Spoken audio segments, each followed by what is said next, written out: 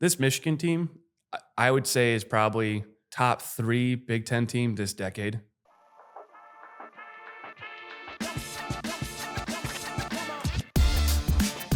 Welcome back to the ANF Podcast, where we cover America's team. We're going to do a breakdown of the Iowa-Michigan Big Ten Championship game, then actually wrap it up with a recap of the Iowa-Nebraska game, and then finish off some picks.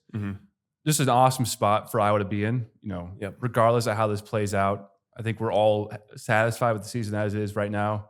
You had a litany of injuries. You had a lot of doubt cast upon the team. And I think at worst, you have proof of concept. You do. And you actually can see like the relaxation and the kind of the excitement from the team. Just like there was a press day today. It was Tuesday when we're recording this. And the team seems to be in a great mood. The coaches are all, tweeting today. And Kirk's presser was kind of a, loosey-goosey in a way.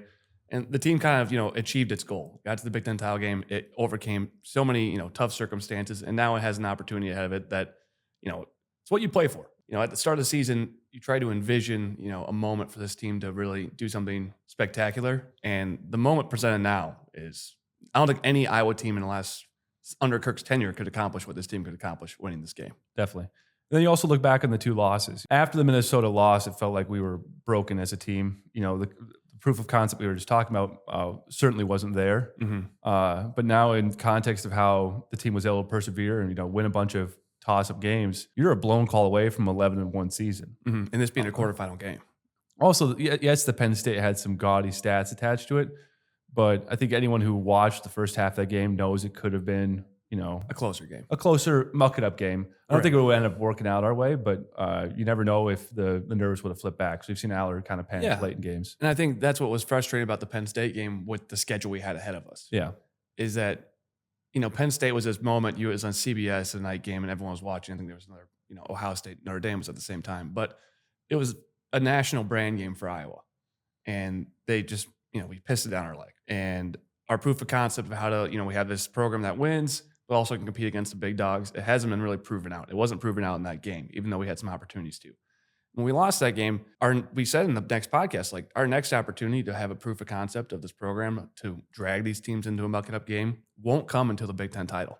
And now we're here. And we really wished it wasn't going to be Michigan because we were cheering for Ohio State to win that game. And we'll get into discussion about why. But there's an opportunity here not only to have a proof of concept to drag in top 10, top 12 teams into a game, but this Michigan team, I would say, is probably, top 3 Big Ten team this decade. Like you look at everyone on this team, any position group you look at, there's NFL players that are going to be impactful in the NFL, not just NFL players. Like every time you watch this team play, it's the best backfield. I mean, you could talk about a lot of Ohio State teams in the past 5 years. The Olave, Garrett Wilson, Stroud team. And Jigba. Out wide, there's they have an argument. But I guess Ohio State really did pair super athletic backs. I guess Travion was a freshman back then, but even prior to then, they had some more lackluster backs for a bit of time compared to what Michigan's offering this team. Yeah, Dobbins was, you had like Mike Weber mixed in. You had, some guys who weren't top flight. I think Corum and Donovan. Right. I mean, they're the best duo in the country by a wide margin. I guess I haven't watched a lot of Georgia, but I saw enough of Georgia. It was like, maybe they're there too, which would not be a surprise. But from a Big Ten running back room, I think Corum is one of the best short yardage backs I've ever seen play football. Like he's going to be a great NFL running back because of how he plays. Yeah, and he's just tough as hell. Yeah. And then Donovan's, in space, top. He's like a Dalvin Cook, like in space. So you pair those two together. Yeah, if you their receivers are very talented. Yeah, right? Johnson and Wilson are great players. Wilson's going to make a great pro one day in kind of a, Amon St. Brown type role, I think. But the core of their team, just if they're 5 offensive linemen, they're 2 tight ends and Colson and Barner. They're 2 running backs and their quarterback. Just like the box players on offense. Yeah, like. Every single person in that unit, in those core players, is just incredible. And it really just drives their team to have an inside zone that scares the crap out of you, have a swing pass that scares the crap out of you, have a quarterback read that can go for 20, maybe a house call. Yeah. Any boot action, you're putting McCarthy on the move, he can hurt you with his legs. And it plays out by having just a ton of outcomes this year that haven't been even close. Like we went back and watched almost all their games this year, and you just constantly find yourself like, oh, they're up 16-0 in the first half. They get a 3-and-out, a 10-play drive, a 3-and-out, a 10-play drive, and it's over. Yeah. They jump all over teams because every single person they give the ball to is not only like designed in a great way from a great staff that's getting them in a good position, but then they make an extra play on top of it. Like they're block exceptionally well at the second level. Right. Like that's what, just taking away the Penn State game, when I watched that back, I was like, gosh, everyone blocks. Receivers block, tight ends block. Yeah. It's a team that plays hard, plays smart, and they're just all incredible. Yeah. And that's why truly this is probably the Big Ten's best opportunity to winning a national title and like squaring up a team like Georgia. And if they had to play Alabama, like they would have an opportunity. I'm a little teams. worried about, the only reason I'd say last year's Ohio State team is like what we saw from them when they completely unleashed their passing game. Mm-hmm. Like we now see Stroud as a top 10 NFL QB already. Right. And the receiver weapons he had at that time, that'd be my only other judge. That's what I'm saying over a decade though. Like they're number 2 at worst, and maybe number 1 because of what you've explained. Yeah. And I think the biggest issue, I mean, now you've introduced Orgy, I already say his name, as their backup QB. They can now take hits off McCarthy in their QB run game. Yeah. If you want to run a first down read option with your QB or QB power, and you want to have that in your playbook, but you're not really trying to run your Heisman level QB, you can just throw out this other guy who we saw play 2 snaps and we were absolutely terrified of him. Yeah. He got him in a QB read and he broke out kind of his a half-arm acceleration, tackle and he just hit a gear. And he's gigantic too. Yeah. It's like he's going to be a real problem if he can throw the ball. Mm-hmm. I think what will eventually lead to them just having continuous success is the boot game from McCarthy. Mm-hmm. You know, they're going to likely be in 3rd and 4 and 3rd and 3 a lot. With that a boot action, you feel it with him when he gets to the edge. Even if you have it covered up, it's now J.J. McCarthy and a linebacker or a safety in space for 3 yards. Yeah. And he wins that almost every time. Mm-hmm.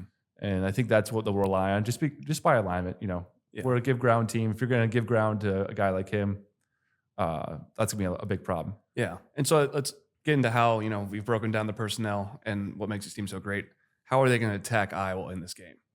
And if you just go back and you just watch the 2022 game, essentially anytime they're going to be in a 2 tight end set, which are going to be a lot because Colson and Barner are probably 2 of their top, you know, receiving threats.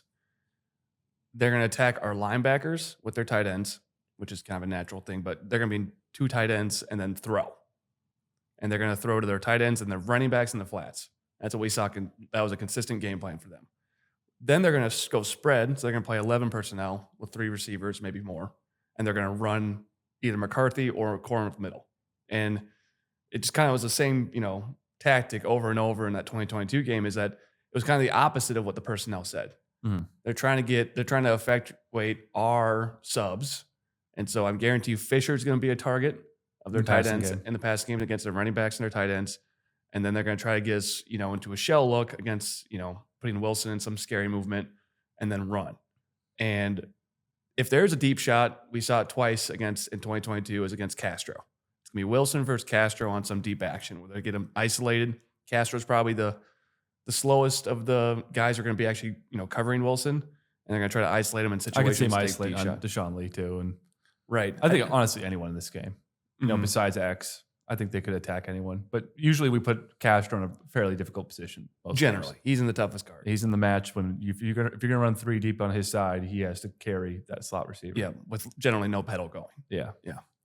Well, that's what on rewatch, 2 things that really stuck out to me were they're not what I would call like a Minnesota or Rutgers style of inside zone. Mm-hmm. It's they block for a gap and the running back, the minute he sees the hole, like comes at it with pace. A lot of these Minnesota and Rutgers inside zones at a shotgun, there's like kind of, you get to a point and it's a 2-way cut. Yeah. And they utilize that. I mean, granted, Michigan running backs do read the blocks really well. And when they do run out, it's usually outside action where you'll see Corum kind of get over the top of someone, get all the defender eyes over the top of the blocks and come underneath. He does that exceptionally well. But from an inside zone perspective, they are a gapped team. Mm-hmm. And I think a small adjustment you can make to our defensive scheme on the defensive line is a lot of the time Iowa defenders take their time getting off blocks. And that they usually, you know, they try and engage at the point of attack. In this scenario, I like to see them almost absorb the blocks a little more, but be instantly ready to dive into a hole. Right. Because that's how it's hitting. It's not, we're not allowing them to lock out and then get off. Yeah, he's a kind of a 1 foot cutter. Yeah. Like I'm going to hit the hole as hard as I can right when I see it. Yeah. So you don't really have time to two gap. And what I saw a ton in 2022 was guys who were there to make the play, but they're still in the middle of their action. And granted, they're getting locked out by Zinter and these other top interior linemen. Right. But if they would have gave 2 yards and been ready to dive, that would be something that actually could have worked. Another thing I noticed is they caught our corners guessing twice. Flat-footed, they worked the Earl Curl game and worked their early out game, and that kind of got Iowa lulled to sleep trying to look for those plays to be able to break up the pass. They caught Castro on a 3rd and 10, I believe, when it was that first over-the-top shot. McCarthy missed by 2 yards, but Wilson had Castro by 3 yards. And they actually got guys no longer on their team. I forgot where he transferred to. Number 1, Andrew Anthony. Oh yeah, he caught. I think it was Riley. Yeah. No, it was Riley Moss down the sideline. Yeah, and Riley was just looking at a curl late in the half, and Andrew got over the top of him. It's like in this game, because they're going to be so on time, and our defensive philosophy in this game is going to be let them waste the time on offense. Right. As dark as that sounds, if you can make them go 15 plays and end in a field goal, they just did you a great service because that's less time your offense is going to be on the field in the game itself. And the less time, if the game is shortened, it's only values to our benefit. Yeah. Because if you want to talk about like just general efficiency of both teams, they're going to be more efficient throughout this game. They have more options on offense to always get yardage. You want to just create that sample size to be smaller. Yeah. Smaller sample size gives you a better chance to win this game. So them even like milking their own clock essentially as they drive down the field for a 15-play field goal drive possibly is how Iowa's going to win this game. And make no mistake, like Iowa's style is the only hope of this game. Yes. If you like this roster that Iowa's going into this game, I don't know if there would be a player that would start for Michigan. Even if we were fully healthy. If we had Lachey and all, they'd be battling for snaps against their tight ends. Cooper, I would say, would be the only guy. But Will Johnson and Sainristil are going to be, first and second rounders. Yeah. Like Cooper's, I would say, he probably would beat out one of them just because he's going to be a top, 15 pick. But that's it. Yeah. So the Kirk style for this game is the only hope. Yeah. You have to just back up, hope for penalties, hope for turnovers. And that is your only hope. It's a 22.5-point line because the talent gap is so drastic. And if you're going to cheer for the defense, generally you hope for 3 and outs. You hope for, big play, tackles for loss, generally when you're watching football. Missed tackles will define this game. Explosive plays. And every single fill metric needs to be perfect. You can't have one misstep of not playing Iowa football or you will lose by 20. Yeah. That is the reality of this game. It needs to be a touchdown and a field goal in the first half or the game's over. However, we are built for this. Yeah. This is why Iowa hasn't been able to prove it the last 2 years, and it sucks. Against Ohio State, Michigan last year, and Penn State this year, Michigan in the 2021 championship game. We have not been able to prove this style can drag these teams into a game.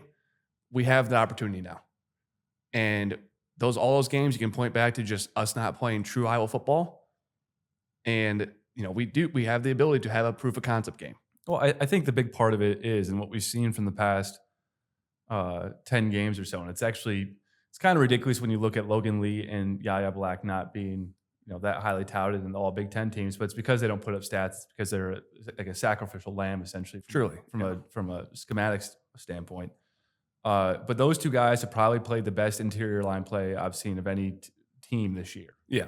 And that's obviously super high praise, but if you go back and watch the amount of times where they're, getting over the top of a guy who has outside leverage on him. The amount of times they're just simply doing a shuck and great lockout, a lockout to a shuck, or exercising every type of interior line move that's available to them. Yeah, they do it game in and game out. They dominate the guys inside. And if we're going to line up in a passive set, so you're going to see the most passive set Iowa can offer this weekend. Yeah, it's going to be Castro at 10 yards. It's going to be a complete umbrella coverage. You're going to see Penn State first half. Yes. Before we went down by 2 scores. Even you're going to let J.J. McCarthy pull it for 10 yards every single play. Yep. And you're just going to say, that's okay. Yeah. We're just playing for the Red Sox. Don't miss a tackle. Yeah. Like Phil's legitimately saying, just line them up, make the tackle. Because that also sucks though too. Yeah. And when you play a team that is that backed up you are going to run by no one. Like every single guy is available to hit you, and that is the psychology of Iowa football. Yeah. If you're wondering why Iowa has won 5 straight, or is it 5 straight now? Or is it 4 straight? 4 straight. 4 straight toss-up games is because of this psychological effect. Yeah. As the game goes on, and every single play they hit you, they don't talk, and they get back up. Yeah. And you know that's the game for the rest of the game. Eventually, whatever willpower that the team has that's facing them fades. And that's why you've seen us, we've usually had a pretty messy second and third quarter. But the fourth quarter, for some reason, it just flips. Wonder why. Yeah. And that's all these analytics about why does Iowa run the ball on 2nd and 1 all the time? Why does Iowa handcuff themselves on offense? It's because of this psychological factor. If you haven't played football and feel what your legs feel like in the fourth quarter, or know the will that can be stolen from you in a fourth quarter, then that doesn't make sense to you. Yeah. It's truly what Iowa football is. It's not for the national intake. No. It's not. And we've heard it from, the national media all year, probably actually since 2021. Like ever since they got sick of us after beating Penn State. Yeah. And you had, the biggest podcast that covered college football. You had ESPN, and you've had essentially every single major outlet talk about Iowa, but kind of smirk after, chuckle after. And being a hardcore Iowa fan and being an Iowan, ourselves, and growing up in Iowa, and having a pride about a program, it's frustrating to have, a program you care a lot about talk down to. A lot of times by dorks.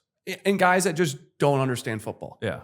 And maybe they understand the analytics behind football. Maybe they understand the national brand of football and like what teams sell and what don't. But the reason they're so aggressive against Iowa from an analytical standpoint is because it breaks their models. And if you're an analytical guy that says, I can explain football through this spreadsheet, and there's all of a sudden a team that's not following your trend line, you have to dismiss them through luck, through every excuse you've heard about Iowa football in the past 2 years. Right. That is the analytical brain that has entered the college football phase. Yeah. This cannot be positive. Discounting them. They cannot keep on getting away with this. It is a lucky style. But what's hilarious about that is in these analytical models, turnovers are viewed as a luck factor. So how has Iowa led the country in turnovers? I don't know if we did this year, but we actually have had a bad turnover margin this year. Yeah, we just haven't been that opportunistic. We still won 10 games. Prior to that, we've led the country in picks since 2015. We've Generally, we're a fantastic turnover team. Yeah. How is that a repeatable event if it's luck? Yeah. Like there's just so many things. There's assumptions built in these prediction models, and then they get all bent out of shape when they can't make something work. Because it's only outcome driven. It's not process driven. It's not philosophy driven. It's not watching it with your own eyes and being on the field driven. Yeah. And Kirk being around football for so long, you call him an Old Testament coach. Yeah. He's got old laws about football that matter. True. They are true. They're not in this analytical models of how to play football, but they are Old Testament, like this is how football has been won. And those laws have been forgotten in a way. Yeah. It's the modern era. The modern era culture is like debauchery. Football debauchery is analytical driven football at all times. You see with Staley and the Chargers. Yeah. But there are old laws. And you hear it come through the coaches in some ways. And it came through even Phil Parker, when we were talking about the Rutgers game. Like, they love to run the ball at the middle. Well, we're going to make them pay. Yeah, at what cost? At what cost?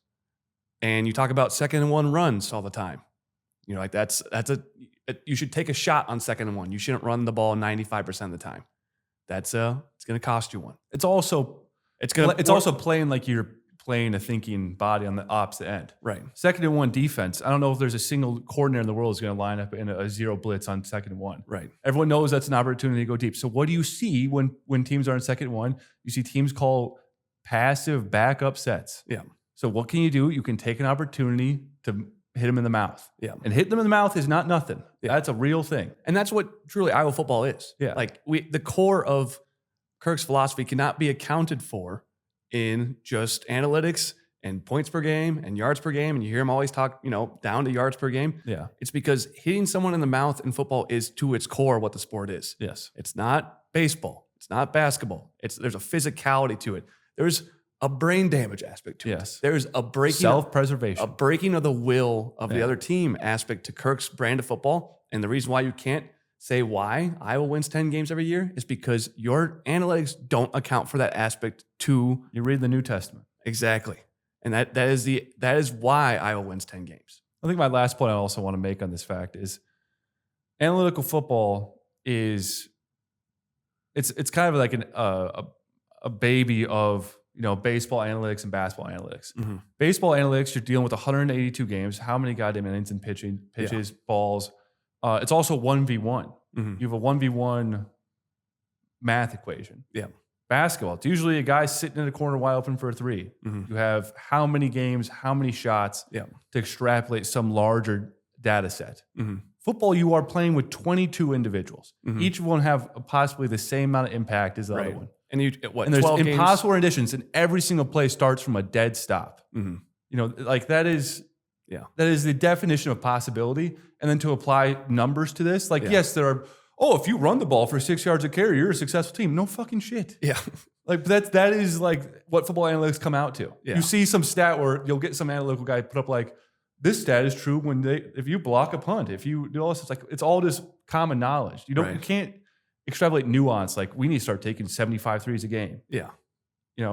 We only need pitchers to throw 90. Yeah, the sample size is incredibly small. Like Yeah. it's 60, an Iowa game, 60 plays, generally Yeah. 80 plays. Talking about 600 plays in a Maybe season. way more than that, actually. I'm doing bad Yeah. math. But yeah, you're talking the 600 Offense plays. plays 600 offense plays for a season. Right, Yeah. generally.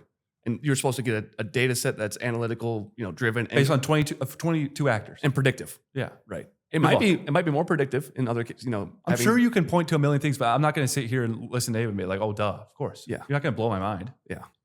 100%. All right. Well, that's our bit on Tangent. And that just goes into how the national media is, pigeonholed Iowa. And it should be the opposite story. Yeah. That's what's the most frustrating part. You have this program that doesn't have the resources of other programs. The like programs, Wisconsin, Nebraska, Minnesota, Iowa State. Population base. Right.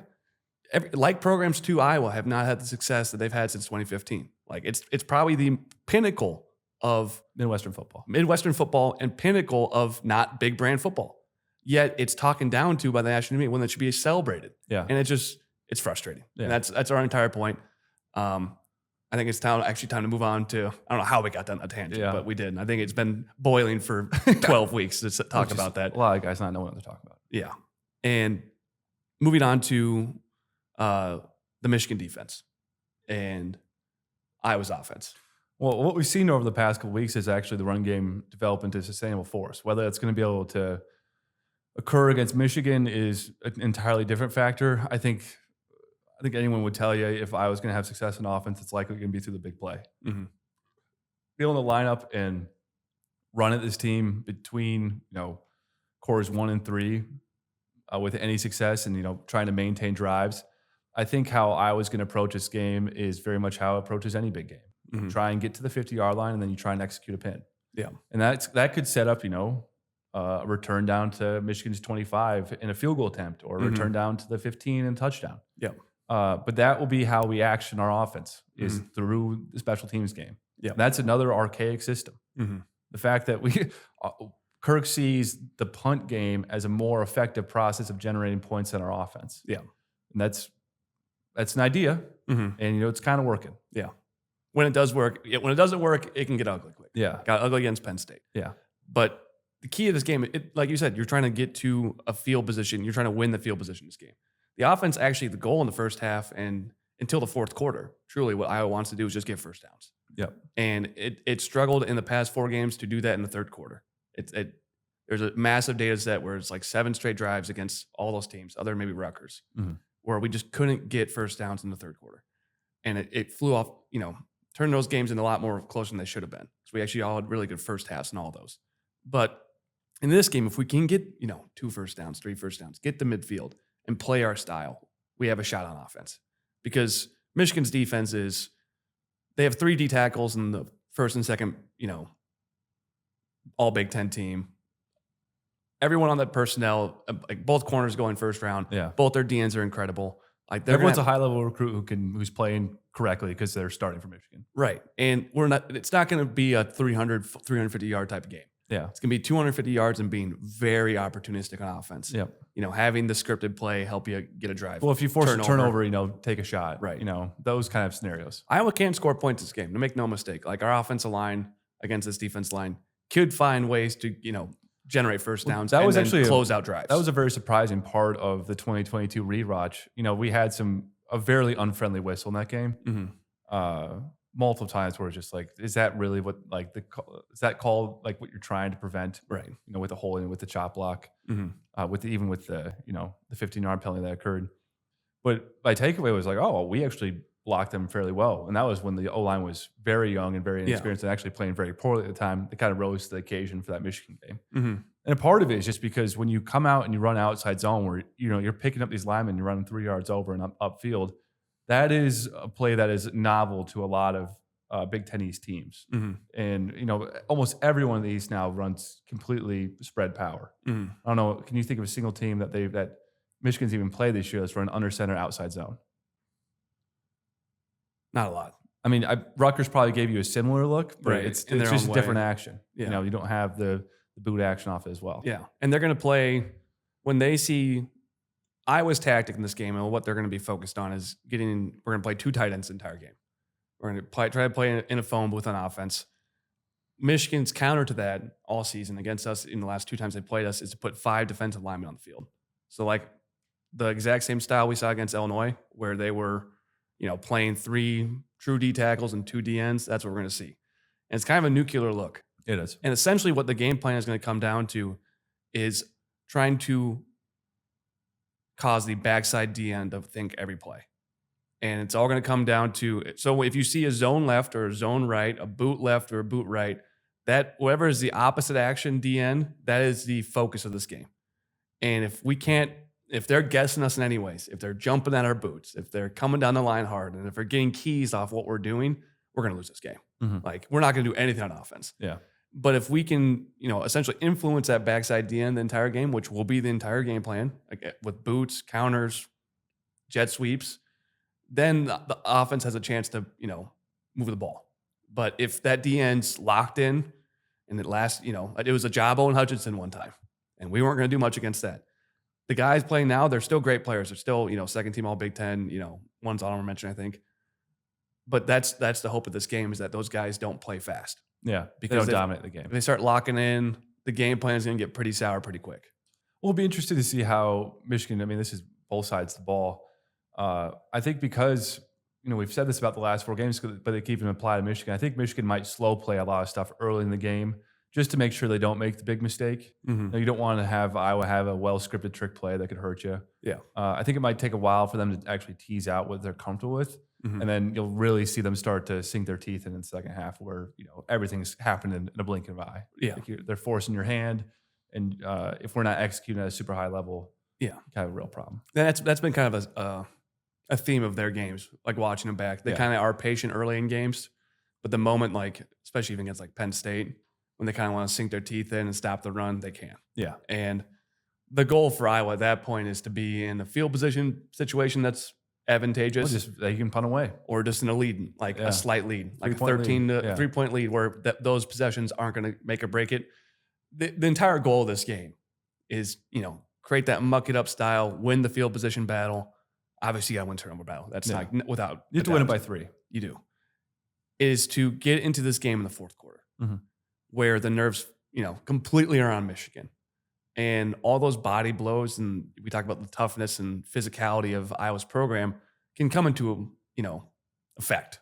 And hopefully it doesn't get reversed. So that'll be 2-sided. Early in the game, even if it doesn't result in points, Iowa needs to hold on the ball and needs to get in position to punt. Right.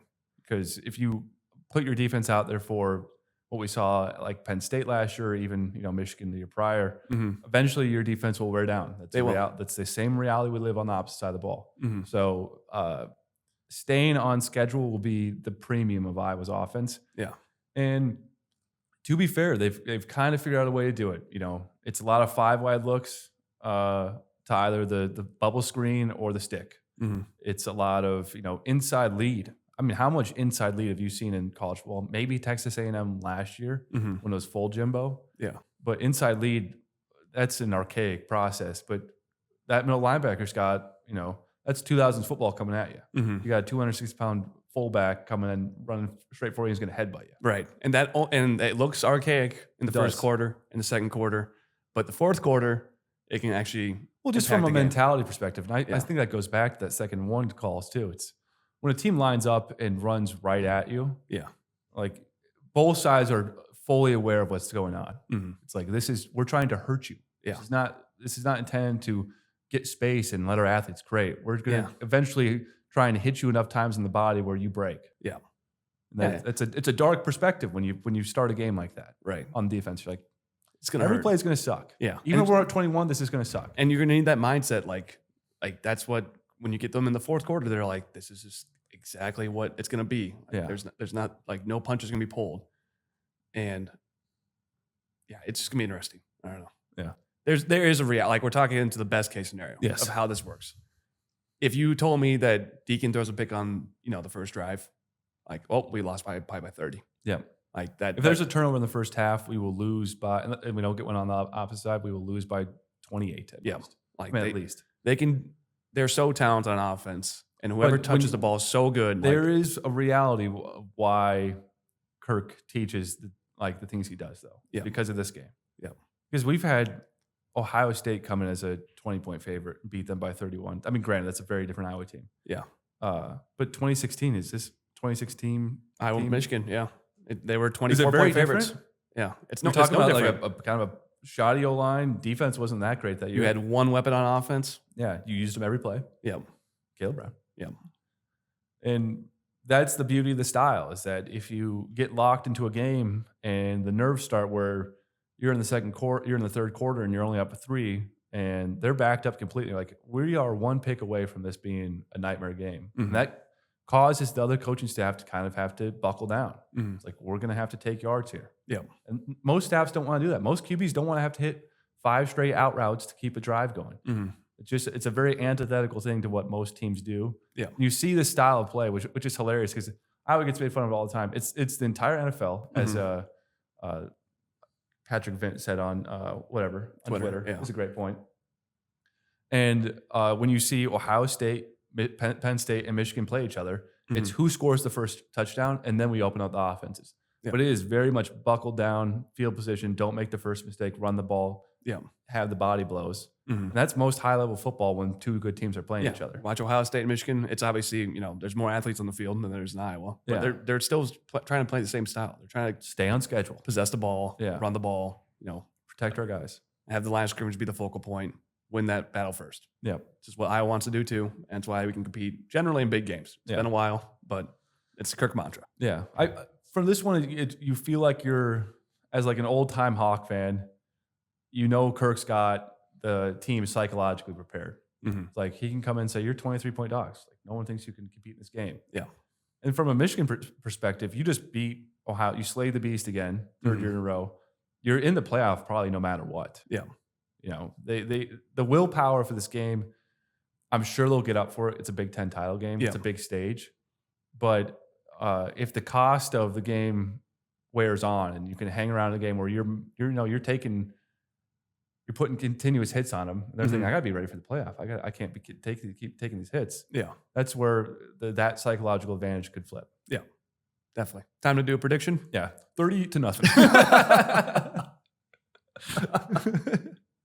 We are happy to announce a new sponsor for the ANF Podcast. The ANF Podcast is sponsored by Eye Surgeons Associates, proudly serving Eastern Iowa and Western Illinois for all your eye care needs for over 40 years. I would say we're just going to do 2 picks again. I'm going to take Iowa plus 23 in the under. I think we keep it closer, though. I think it's like I don't think we score a touchdown. I think we could score 3 field goals, though. Yeah. I think it's like a 24-9 game. Mm-hmm. And you're in a 17-9 game in the, halfway through the third, and you're like, well, maybe we can get a touchdown at 2-point play. Right. You're in a 1-possession game in the third. But I don't think it's going to be comfortable. Just watching back, like you watch this defensive tape back, they're going to force Michigan to execute at a really high level, and I think we can make them do it. Yeah. Yeah, I'll go with the same. I'll go like 27-9. Yeah, I think it's my final. It's like I feel like that's where it's going to be at like 80% of the time. It's going to be like a close game until the third quarter. Like I'm trying to remove the idea of turnovers in the first half. If that doesn't happen, I think the scripted drive of the second half, where they, find some, thing to attack, a big weakness, will take over and they'll score, maybe on their first drive of the second half or late in the third quarter where it kind of blows it open and Iowa's then in a horrible position. Mm-hmm. I'm just going to take the under. That's my only. Actually, is that under 27-9? 36. So yeah, I think it was 36, wasn't it? 36. Yeah. It's on the dot. Yeah. I'm just going to stay away. I'll just take Iowa in the points. Yeah. And then my other pick of the week is going to be Oregon -9.5. Whenever you see a line like this that just jumps out at you, Oregon -9.5, they lost this team. Washington's 12-0. Like, always bet that. Yeah. Always pick that side. Yeah. Because if you're having a hard time rationalizing it, like, it's a great thing. It's a good thing. If you don't see any way that could, Oregon's going to win by double digits, especially when you're betting on the favorite in that facet. There's sometimes where there'll be a 2.5 point line for an underdog, and you're like, well, maybe that's just because they don't believe in the other team. Exactly. But like a big number like that, yeah, Vegas is putting its neck out there, going like, we know, and just ride with them. Yeah, and the fact that you can tease it up to 15.5. Yeah, most people are going to try and put that in a bunch of parlays. Yeah, and Oregon might win by 20. Included. I might do that. You want to get into the Nebraska game now? Yeah. So the Nebraska game was absolute chaos, essentially following all of the same topics we just talked about. Early success within the offense, not being able to capitalize on red zone trips, leading to block kicks, which is something we actually realized early on with Drew Stevens. I'm just kidding. I love Drew. But we noticed early on that he was actually hitting liners even on short kicks. From short distance. And it's from a accuracy perspective, I'm sure it's the way to go. But Matt Rule, even after the delay of game, was screaming at his guys like, try and block. And I remember seeing that, like, why is he? It's a 15-yard. It's like a 25-yard kick. You have to block it. And then they they did. Yeah. And they did that twice in the first half. And Iowa really had an opportunity. From those points alone, you could have been up 60-0. The back-breaking play of the first half, when we were up 10-0 and Chuba was panicking, he was seeing ghosts, running all over the place. Yeah. We were calling holes into his slants. He was breaking the pocket almost instantly. Yeah. Like it was one read and run. Like he just had no interest in, he would stare down open receivers sometimes. Like I would see a concept, I'm like, oh, he's got that. And he would like look it off before like it finished his concept. And you're like, you're in a bad spot mentally right now. Like we should have I get what Phil's trying to do in that situation. Like he's rolling down. It looks like a high cover. You think you can catch him in something to throw a pick. Right. You're trying to end the game. And you know what actually reminded me so much of? Wisconsin? Yeah. Wisconsin 2022, yeah. where we were calling timeouts to get merged to, hey, you're throwing this pick right throw now. it again, buddy. Yeah. Like we're going to give you another opportunity to throw a pick. And it felt like Parker got so into that moment of like being aggressive. This is it. Like we're going to end the game right here that, he probably should just play that end goal. Probably should just play a cover 6 quarters, something, something that just like made him make a tough throw because he was so mentally broken at that point. And he just, he essentially put him back in the game with one play call. Well, this brings up a really interesting aspect that Parker is like almost pushed to the nth degree this season. Our 4-man rush and pass rush is actually not trying to get home. I think, we still have one go guy. He's not been that successful at it. It almost feels like more often than not, they're just doing straight bull rushes and they're going to play the run. And for these QB's psychology, they play 11 games a season where every team on third down is administering a pass rush. And if it's a 1 check, 2 check, I got to get out of here. I'm getting killed. That's the body they're still living in. And then they go play Iowa and no one's actually close to them. They just go, oh shit, it's been 2 seconds. I got to take off. Right. And we have benefited from that, what you call it, like psychological harm of all these college QBs for the entire season. I've never seen an Iowa team be this dramatic with it, where it's like, because we really don't believe in a pass rush guy. Yeah. So where it's like, everyone just administer a bull rush and we're going to play the gaps. And I think it's also kind of a product of the QBs that have been recruited in the past 10 years. These guys who are 1-2 read QBs who then in their mind think, this is how I change the game is through my legs on a late read. Right. And if you just play that's their, that's mantra. the brain path they're going to take. They're not going to sit in. They're not going to sit in there and find the check down. Yeah. They're just going to run. Right. We've taken advantage of the high level, and that's what you saw early with Chuba. But what I'll go into now is what happened was with these clap teams, we were showing a zero blitz where we had that double safety blitz like we've ran for like 3 seasons now. Yeah. This year, what we've been actually administering is we'll actually bluff it when you get clapped on. So they think he caught you in a blitz, and then you'll still continue to show it, and then you'll actually drop those 2 safeties. They like face inward, and they'll carry anything that crosses their face, and then everyone else is in man-to-man across. But it's like double coverage across. It's brilliant. Yeah. It's a brilliant scheme because you can catch so many QBs in that like basic thought of I have zero coverage. I need to throw something over the middle. I don't know if Nebraska lucked into it or if it was intentional. If it was intentional, it was an unreal counter call. Yeah. Like if you knew that it was going to be an actual bluff. Maybe we do that like every like big third down. Right. Yeah. And he just, he had that skinny post on because he knew it was going to be That's a perfect call. Yeah, it is. When I saw him rear back, I was like, no. Yeah. Like they're throwing deep. Yeah. I knew what the look was. And I have a kind of a belief that maybe he had a pre-snap call on to be too high man because that's what it showed instantly, right?